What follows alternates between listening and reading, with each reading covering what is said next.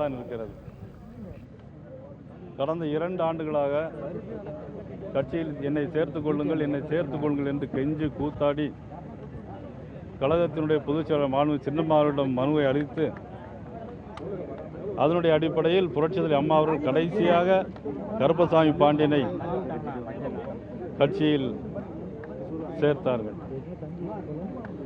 ஆனால் அவர் கால் மிதித்த நேரம், அவர் கால் மிதித்த முகூர்த்தம் இது ஆமை புகுந்த வீடாக மாறிவிட்டது. எங்கள் அம்மா ஆஸ்பத்திரிக்கு சென்றார்கள். அவர் கால் மிதித்த நேரம் எங்கள் அம்மா ஆஸ்பத்திரிக்கு சென்றார்கள். பிறகு தன்னுடைய உயிரையுமே விட்டுவிட்டார்கள். இந்த சூழ்நிலையில் திரும்பவும் கழகத்தினுடைய பொதுச் செயலாளர் சின்னம்மா அவர்களை அழைத்து கழகத்தினுடைய முக்கிய